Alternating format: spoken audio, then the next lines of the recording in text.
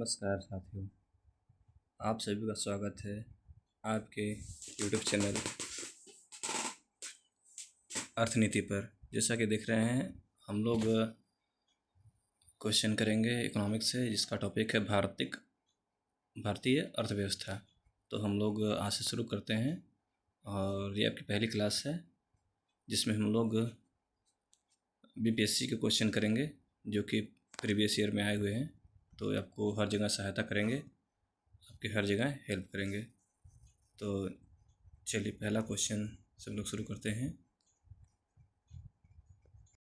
जैसा कि देख रहे हैं, पहला क्वेश्चन है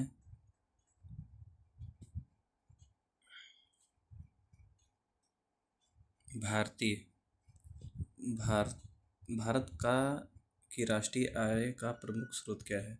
अब यहाँ पर देख रहे हैं भारत की राष्ट्रीय आय का मुख्य स्रोत क्या है। तो जैसा कि उद्योग, कृषि, जंगल, विदेशी व्यापार।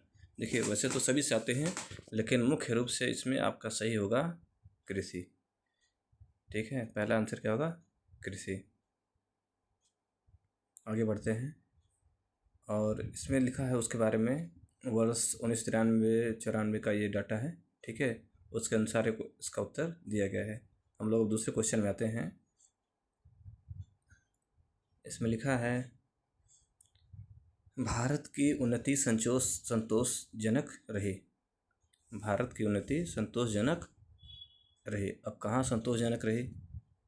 इसमें लिखा है कुल राष्ट्रीय उत्पाद में बढ़ोतरी के संबंध में, बेरोजगारी में कमी के संबंध में, प्रति व्यक्ति आय के संबंध में, असमानता के कमी के संबंध में। ठीक है, तो इसमें आप लोग उसका जवाब हम लोग तेज़ी से आगे बढ़ेंगे। ठीक है, जिसका उत्तर है ए। लेकिन देखिए, कहीं भी संतोषजनक नहीं रही थी। ठीक है, लेकिन फिर भी हम लोग बात करेंगे, इसका जो सही उत्तर है ए मानेंगे।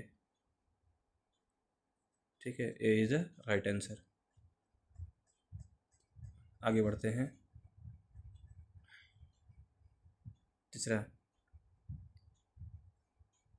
भारत में राष्ट्रीय आय की गणना में एक समस्या है। अब इसमें क्या समस्या है? अल्प रोजगार है, मुद्रास्फीति है, बचत का निम्न स्तर है, असंगठित क्षेत्र है। तो इसमें देख रहे हैं, इसमें सभी हैं। इसमें क्या है? सभी। ऑप्शन नंबर ई होगा। अगले क्वेश्चन बढ़ते हैं।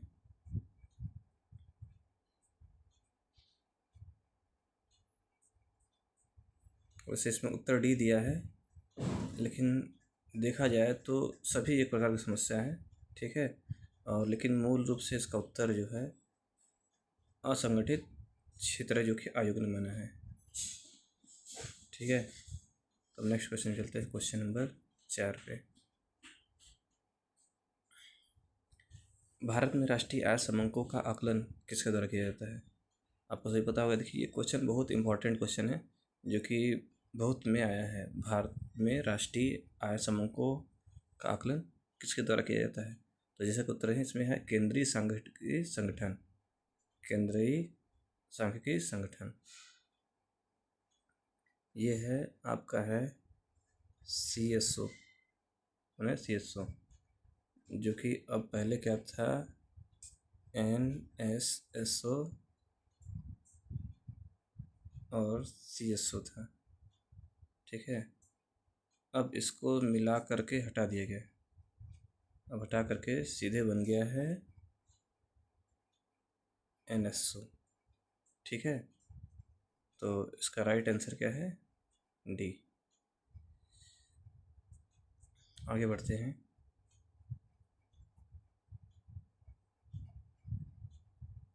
आर्थिक विकास का सबसे अच्छा सूचकांक किसके द्वारा प्रकाशित किया जाता है, या किसके द्वारा प्रदान किया जाता है? आर्थिक विकास का सबसे अच्छा सूचकांक किसके द्वारा प्रदान किया जा सकता है? तो इसमें दिया है मौजूदा कीमतों पर राष्ट्रीय आय वृद्धि, प्रति वर्ष प्रति व्यक्ति वास्तविक आय वृद्धि, बचत अनुपात में वृद्धि, भुगतान शेष की स्थिति में सुधार, या फिर दिया है उपयुक्त में से कोई नहीं है, एक से अधिक। तो इसमें क्या है कि आर्थिक विकास में सबसे अच्छा, आर्थिक विकास का सबसे अच्छा सूचकांक किसके द्वारा प्रदान किया जा सकता है। तो इसमें हम लोग देखेंगे कि प्रतिवर्ष प्रति व्यक्ति वास्तविक आय में वृद्धि, ऑप्शन नंबर बी। आगे बढ़ेंगे। क्वेश्चन नंबर 6, भारत में औद्योगिक क्षेत्र की उपलब्धि को मापने के लिए निम्न में से कौन सी संस्था औद्योगिक उत्पादन के सूचकांक को जारी करती है? तो इसमें क्वेश्चन क्या है, भारत में औद्योगिक क्षेत्र की उपलब्धि को मापने के लिए निम्न में से कौन सी संस्था औद्योगिक उत्पादन के सूचकांक को जारी करती है?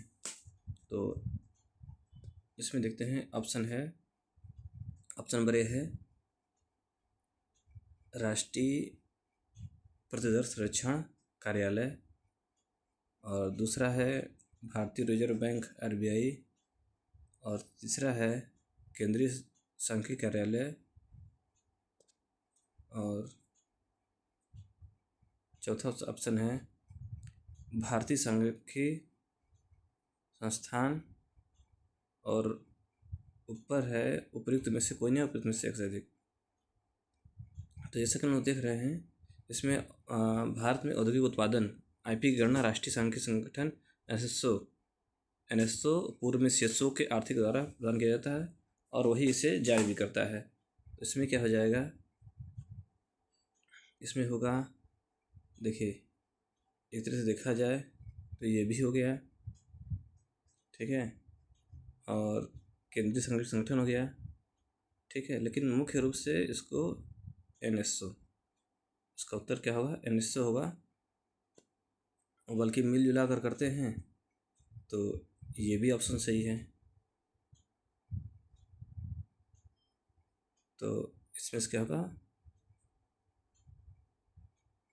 मान लीजिए ई वाला ऑप्शन, ये होता है NSO। चलिए नेक्स्ट क्वेश्चन पढ़ते हैं। ये बिहार क्वेश्चन है, 7वां क्वेश्चन। बिहार का प्रति व्यक्ति शुद्ध राज्य घरेलू उत्पाद स्थिर कीमतों पर देश की तुलना में कम है। यह 2018-19 का, ये देखिए ये आंकड़ा संबंधित है, आप लोग नया डाटा पढ़ेंगे, ठीक है। तो इसका हम लोग ऑप्शन सीधे आते हैं, राष्ट्रीय औसत आय का 33%, ठीक है। क्वेश्चन नंबर 8 पे आते हैं। भारत को एक अल्प विकसित देश कहा जाता है, ठीक है। अब क्यों कहा जाता है, उसकी नियोजन की आवश्यकता कारण, तीव्र गति से जनसंख्या वृद्धि के कारण, ये भी बात सही है। कृषि पर अधिक निर्भरता कारण, ये भी बात सही है। औद्योगिक उन्नति की मंद गति के कारण, ये भी बात सही है। तो इसमें आते हैं, देखिए ऑप्शन नंबर कहाँ दिया है, 2, 3, 4, यानी option number D is the right answer. तो आगे बढ़ते हैं क्वेश्चन नंबर 8 पे। 8 तो हो गया ना, अब 9 पे आते हैं। यहाँ दिया है, भारत में आर्थिक विकास अवरुद्ध रहा। भारत में आर्थिक विकास अवरुद्ध रहा मुख्यतः अकुशल कृषि व्यवस्था कारण, अनियमित औद्योगिकरण कारण, पाश्चात्य समाज वृत्ति कारण। तो इसमें सभी है, ठीक है, option number D is the right answer. Next आगे बढ़ते हैं। हिंदू वृद्धि दर किसे कहते हैं? देखिए हिंदू वृद्धि दर यानी कि इसके GDP गणना की जाती थी, फिर जो GDP से संबंधित है, ठीक है। तो प्रोफेसर राज कृष्णा द्वारा प्रस्तुत किया गया है, ठीक है। आगे बढ़ते हैं। भारत में सीमांत कृषि जोत का आकार, भारत में सीमांत कृषि भूमि जोत का आकार क्या है? तो इसमें देखिए भारत की जो सीमांत कृषि जोत का आकार है, ये 1 हेक्टेयर से भी कम है, क्योंकि यहाँ पर बहुत छोटे छोटे जोत बने हैं, जिससे उत्पादकता बहुत कम होती जा रही है। अब आते हैं क्वेश्चन नंबर 12 पर। बिहार में कृषि भूमि की जोतों को औसतन आकार दूसरे राज्यों की तुलना में है, तो न्यूनतम से द्वितीय यानी दूसरे स्थान पर है, इसका माना जाता है, ठीक है।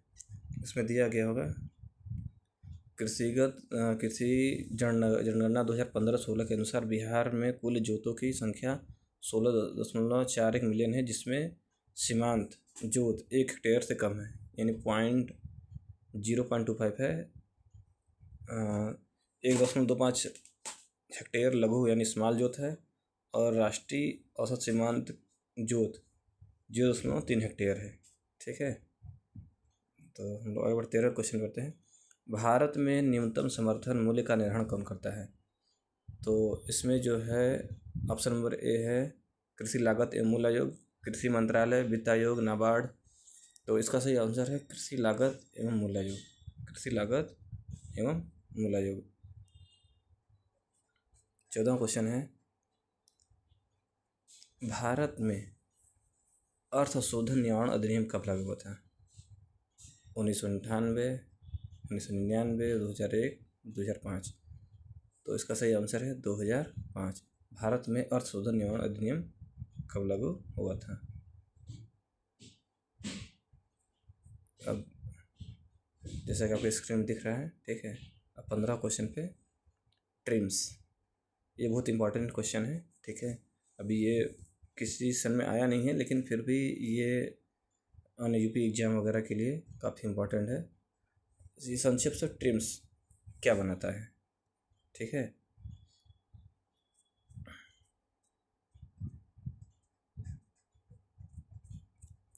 तो इसमें है व्यापार संबंधित आय उपाय, व्यापार संबंधित प्रोत्साहन उपाय, व्यापार संबंधित निवेश उपाय, व्यापार संबंधित अभिनव उपाय। तो ये ट्रिम्स क्या है? ये व्यापार संबंधित निवेश उपाय से, यानी ऑप्शन नंबर सी, 15 का सी, ठीक है। नेक्स्ट क्वेश्चन आते हैं 16 पे।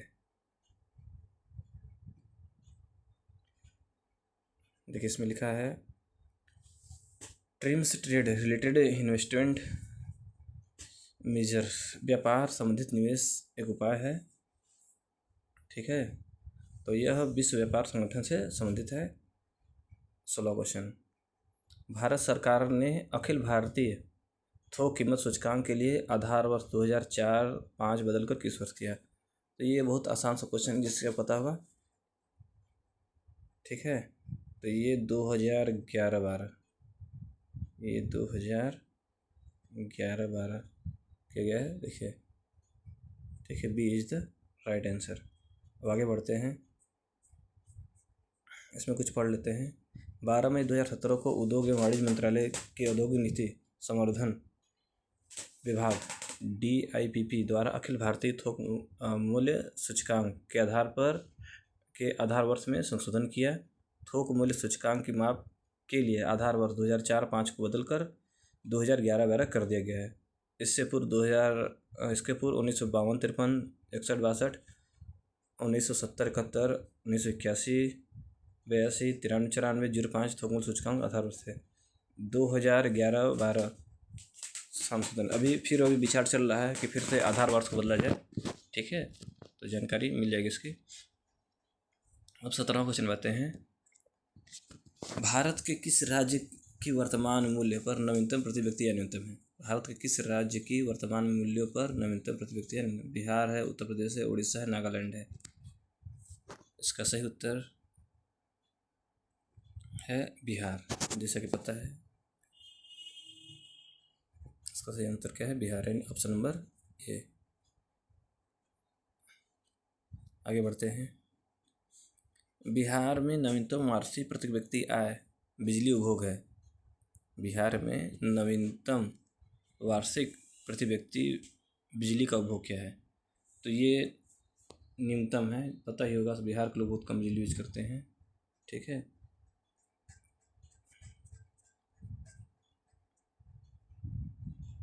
अब आते हैं 19 पे, क्वेश्चन नंबर 19, निम्नलिखित 19 हो गया, कितने होने थे, चलिए हाँ। निम्नलिखित राज्यों पर विचार करें, पंजाब, उत्तर प्रदेश, आंध्र प्रदेश, पश्चिम बंगाल। भारत में चावल के उत्पादक राज्यों के रूप में उपयुक्त में सही आरोही क्रम, आरोही यानी कि कैसे हुआ, बढ़ते क्रम, यानी जो सबसे कम, फिर उससे ज़्यादा, फिर उससे ज़्यादा। तो यहाँ पर देखिए पहला ऑप्शन है पश्चिम बंगाल, आंध्र प्रदेश, उत्तर प्रदेश, फिर पश्चिम बंगाल, उत्तर प्रदेश, आंध्र प्रदेश, पंजाब, आंध्र प्रदेश, उत्तर प्रदेश, पश्चिम बंगाल, पंजाब, आंध्र प्रदेश, पंजाब, पश्चिम बंगाल। तो इसका सही आंसर क्या होगा? देखिए तो इसमें बहुत कठिन हो जाता है कभी कभी ऐसे आंकड़े। तो इसका सही उत्तर होगा डी। पहले जो सबसे कम आंध्र प्रदेश है, उसके बाद पंजाब, फिर उत्तर प्रदेश, फिर पश्चिम बंगाल। ठीक है, तो अब क्वेश्चन नंबर 20 में आते हैं। भारत के किस राज्य में कपास का औसतन उत्पादन सर्वाधिक है? तो पहले ऑप्शन है पश्चिम बंगाल, बिहार, असम, आंध्र प्रदेश। भारत में किस राज्य में कपास का औसतन उत्पादन सर्वाधिक है? तो इसका राइट आंसर होगा आंध्र प्रदेश। ठीक है, यानी 20 का डी। 21 क्वेश्चन लेते हैं। निम्न में से कौन सा एक 20वीं शताब्दी के 60वें दशक के अंतिम दौर की हरित क्रांति की प्रकृति का सबसे उचित वर्णन करता है?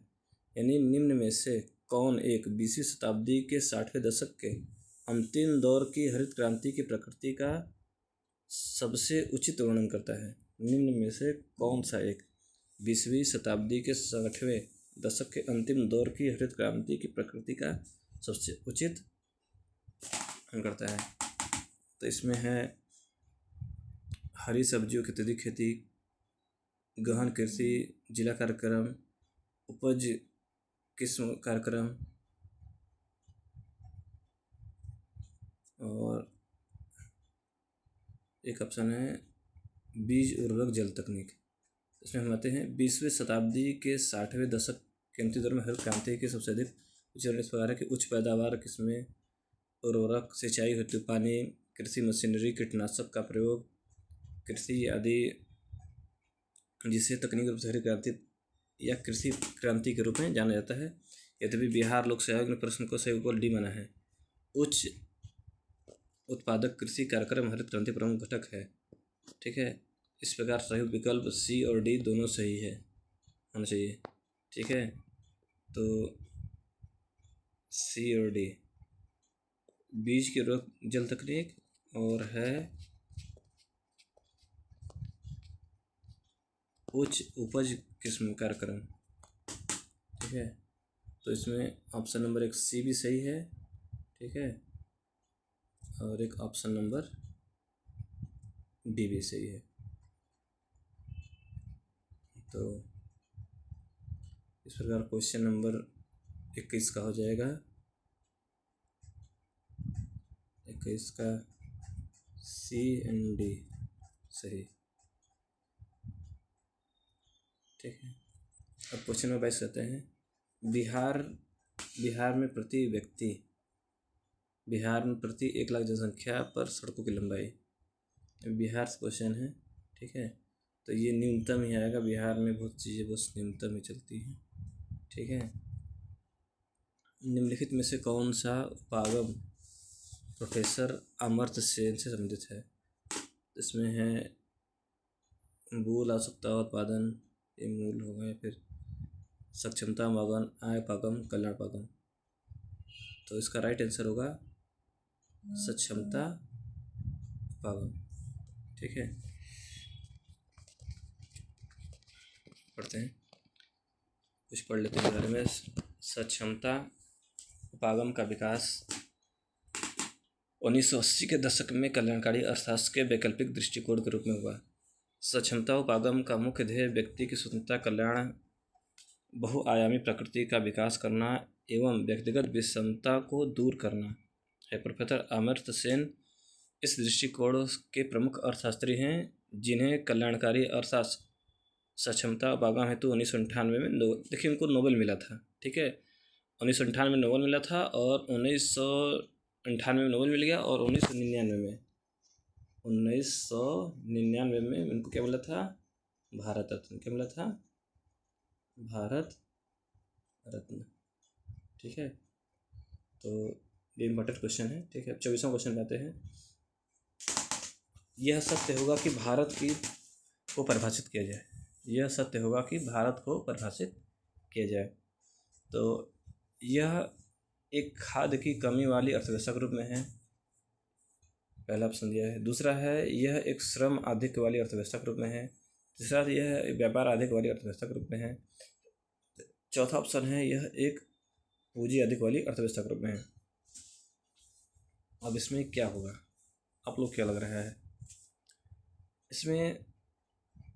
देखिए, यह एक खाद्य कमी अर्थव्यवस्था, खाद्य की कमी पहले थी शुरू में, लेकिन अब तो धीरे धीरे सही हो गया है, ठीक है। और भारत में क्या है, जनसंख्या बहुत अधिक है। जब जनसंख्या अधिक है तो अधिक श्रम अधिक वाली अर्थव्यवस्था है, ठीक है। तो option number is the right answer. Next चलते हैं 25 क्वेश्चन पे। 25 नंबर पे, भारत के सकल घरेलू उत्पाद में कृषि एवं उससे संबंधित प्रक्षेत्र का अंश है 22%, 80%, 33% या 15%। तो इसका राइट आंसर है डी, यानी कि 15%। 25 का क्या हो जाएगा, डी। चलिए नेक्स्ट पे चलते हैं।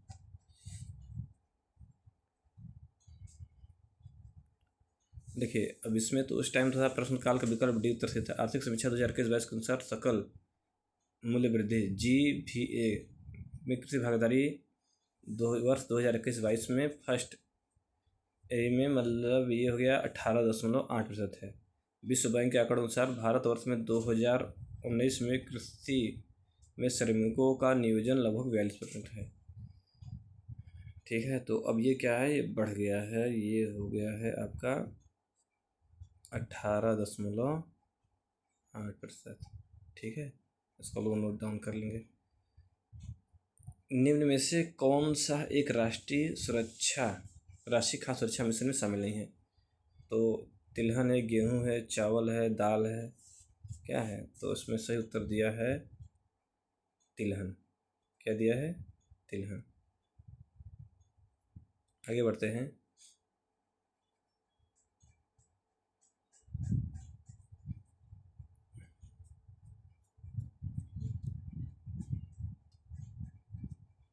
हम लोग बढ़ते हैं क्वेश्चन नंबर 27 में।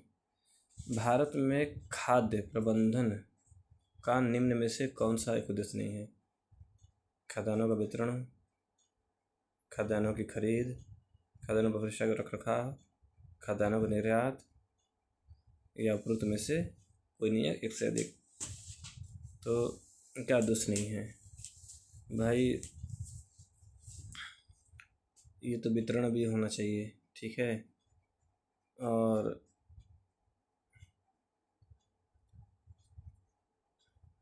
ये भी है, ये भी है, ये भी है। निर्यात नहीं होना चाहिए इसमें, निर्यात ऑप्शन नहीं होना चाहिए, यानी D is the right answer.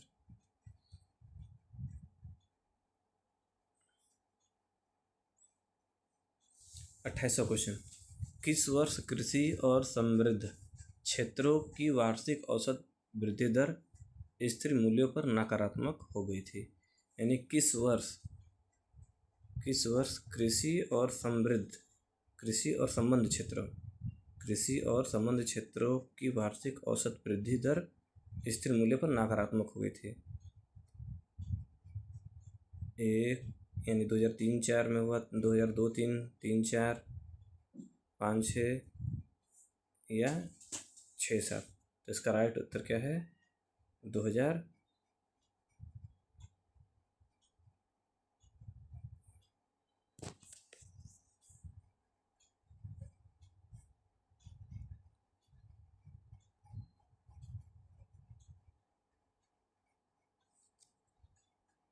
क्या समस्या है?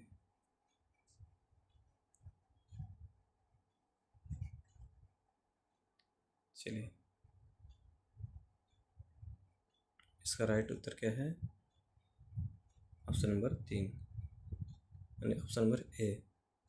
28 का option number A is the right answer.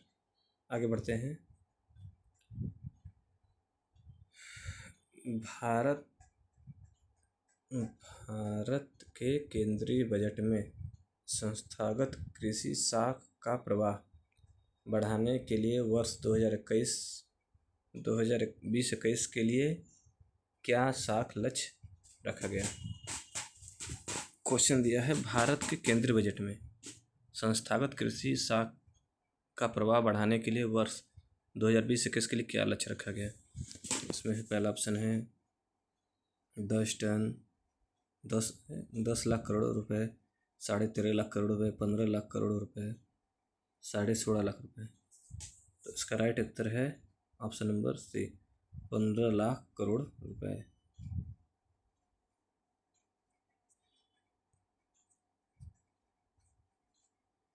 इस पर पढ़ लेते हैं। तो कुछ देखिए, डाटा परिवर्तन होता रहता है, आप लोग को जानकारी रखना पड़ेगा। अब ये 2021 के लिए था, 21-22 के लिए हो गया 16.5, अब 22-23 के लिए 18 लाख करोड़ रुपए हो गए। अब नया डाटा हम उसको अपडेट करा देंगे, ठीक है। अब 23-24 के लिए कुछ और होगा, 24-25 के लिए, 25-26 के लिए कुछ और होगा, ठीक है। क्वेश्चन नंबर 30 पे आ गए। निम्नलिखित कथनों पर विचार कीजिए। पहला,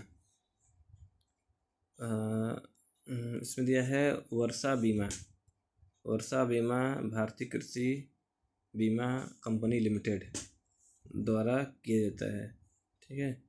यह योजना वर्ष 2007 के द्वारा दक्षिण पश्चिम मानसूनों की अवधि में शुरू हुई थी। उपयुक्त कथन में कौन सा सही है। तो आगे देखते हैं। केवल कथन 1, 2, 1, 2 दोनों। इसका सही देखिए, ऑप्शन नंबर 1 सही है, ठीक है। वर्षा बीमा 15 जुलाई 2004 को आरंभ हुई, जो कि औसतन 20 वर्षा के 20% से अधिक कमी पर बीमा सुरक्षा प्रदान करता है। भारत में कृषि क्षेत्र को बीमा कवर उपलब्ध कराने हेतु भारतीय कृषि बीमा कंपनी निजी संस्था है। पहले कृषि क्षेत्र में लागू बीमा का कार्यान्वयन समान बीमा कंपनी द्वारा किया जाता था, किंतु व्यापक दृष्टि से देखते भारत सरकार ने दिसंबर 2002 में भारतीय कृषि बीमा कंपनी की स्थापना की, जो कि कृषि क्षेत्र के बीमा कवर हेतु प्रमुख उत्तरदायी बीमा संस्था है। भारतीय कृषि बीमा कंपनी में सामान्य बीमा निगम, national insurance company limited, new India insurance company limited, oriental insurance company limited, united India insurance company limited तथा नाबार्ड ने पूंजी लगा रखी है। यानी इतने सारे बैंकों ने मिल करके गया है। तो इसका जो ये है, ये ऑप्शन नंबर जो है 2, ये है, ये क्या है, ये गलत है। यानी केवल ऑप्शन नंबर ए सही है, ठीक है। चलिए एक दूसरे बात करते हैं। 40 क्वेश्चन हम लोग इसमें करेंगे, ठीक है। माइक्रो लघु और मध्यम उद्यम विकास अधिनियम 2006 के अनुसार निम्नलिखित में से कौन सी एक निर्माणी क्षेत्र के मध्यम उद्योग हेतु निर्धारित निवेश की सीमा है। अब इसमें दिया है माइक्रो यानी सूक्ष्म हो गया, सूक्ष्म लघु एवं मध्यम उद्यम विकास अधिनियम 2006 के अनुसार निम्नलिखित में से कौन सी एक निर्माणी क्षेत्र में मध्यम उद्योग हेतु निर्धारित निवेश सीमा है। देखिए सीमा शायद बढ़ा दी गई है, ठीक है। तो इसमें ऑप्शन नंबर इसमें दिया है 5 करोड़ रुपए से अधिक और 10 करोड़ रुपए से कम, ठीक है। तो मध्यम, ये मध्यम क्या है, मध्यम उद्योग हेतु क्या है, ये 5 करोड़ रुपए से अधिक और 10 करोड़ रुपए से कम का है, ठीक है। इस पर कुछ एक्सप्लेनेशन दिया होगा।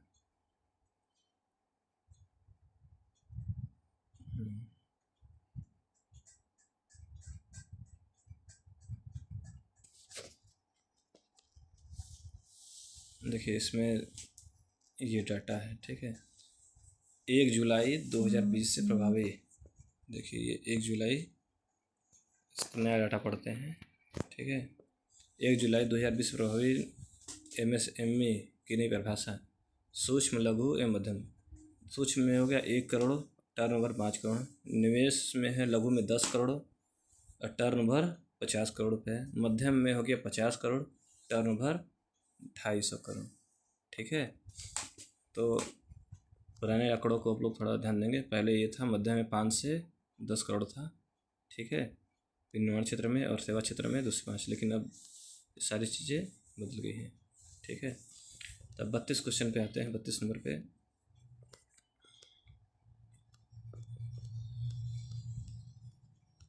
हाल ही में केंद्रीय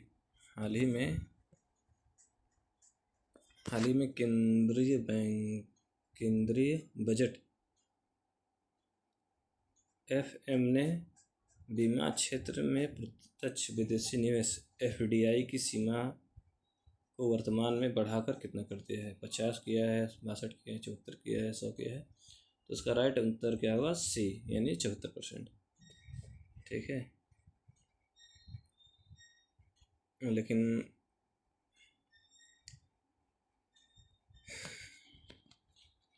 चलिए 33 को जानते हैं। केंद्र सरकार के भारी उद्योग एवं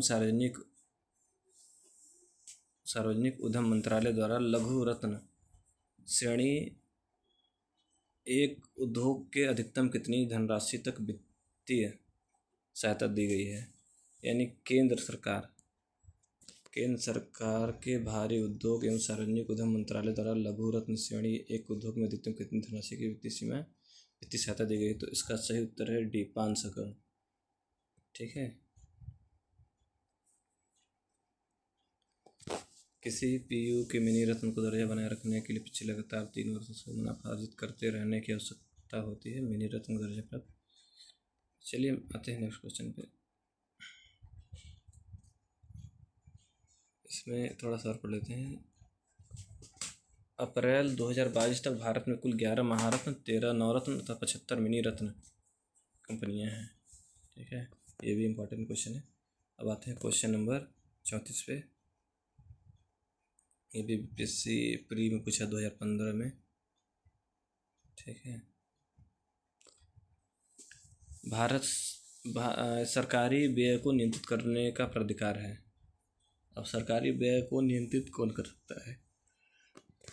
भारतीय रिजर्व बैंक करेगा, योजना आयोग करेगा, वित्त आयोग करेगा, या फिर वित्त मंत्रालय? तो सही उत्तर क्या है? वित्त मंत्रालय। अगला क्वेश्चन, इसको थोड़ा पढ़ लेते हैं।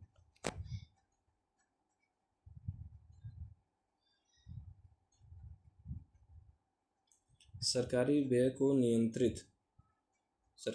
नियंत्रित करने का प्राधिकार वित्त मंत्रालय के अधीन है। वित्त मंत्रालय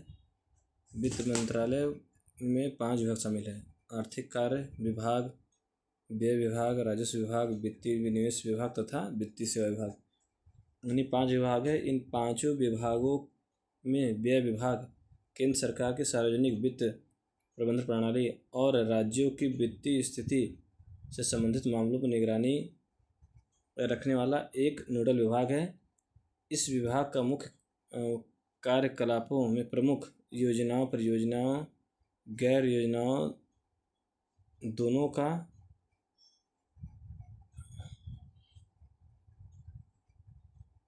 का स्वीकृति पूर्व मूल्यांकन, राज्यों के आंतरिक केंद्रीय बजट संसाधनों के एक बड़े अंश का रखरखाव, वित्त और केंद्रीय वेतन आयोग की सिफारिश के कार्यान्वयन, वित्तीय सलाहकार का समन्वय करते हुए वित्तीय नियमावली नियमों के आदेश को लागू करके तथा केंद्रीय लेखा टिप्पणियों की उपयुक्त निगरानी के जरिए केंद्रीय मंत्रालय विभाग व्यय की जांच करना, केंद्र सरकार लेखों को तैयार करना, सार्वजनिक सेवाओं की लागत और मूल्यांकन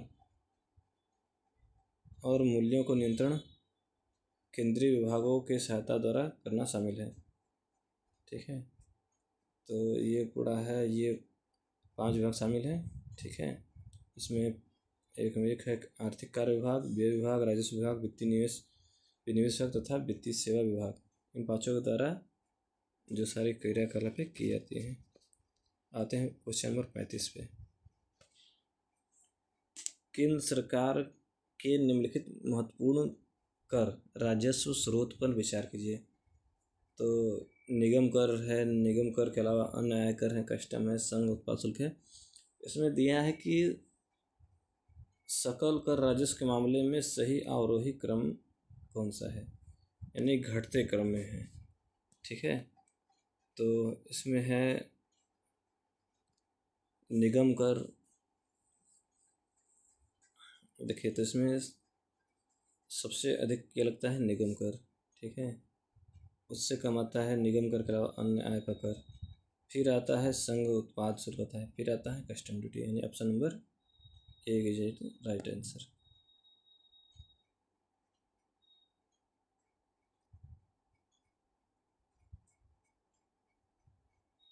चलिए क्वेश्चन नंबर 36 देते हैं। भारत की आय का सबसे बड़ा स्रोत क्या है? तो ये है डायरेक्ट टैक्स, यानी कि डायरेक्ट टैक्स। ठीक है, तो इसका राइट आंसर क्या हुआ? डी।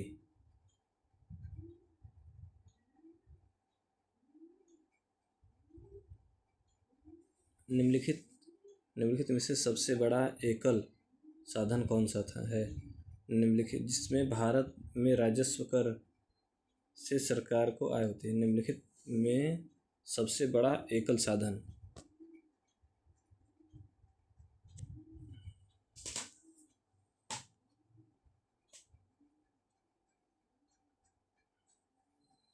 तो 37 निम्नलिखित में से सबसे बड़ा एकल साधन कौन सा है जिसमें भारत में राजस्व कर से सरकार को आय होती है? तो अभी क्या है, देखिए 2023-24 अनुसार जहाँ कुल बजट व्यय प्रत्यक्ष कर 51.49% है तथा अप्रत्यक्ष कर कैसा 48 अनुपात है। वही जीडीपी का के अनुपात के संदर्भ में 5.5 तथा 5.25 है। तो ये क्या है?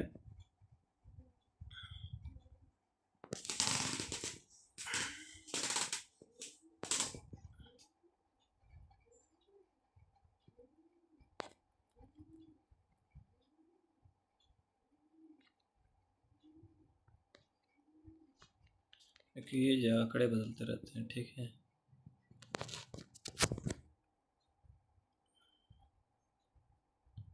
तो उसका ऑप्शन हम लोग ए मानते हैं।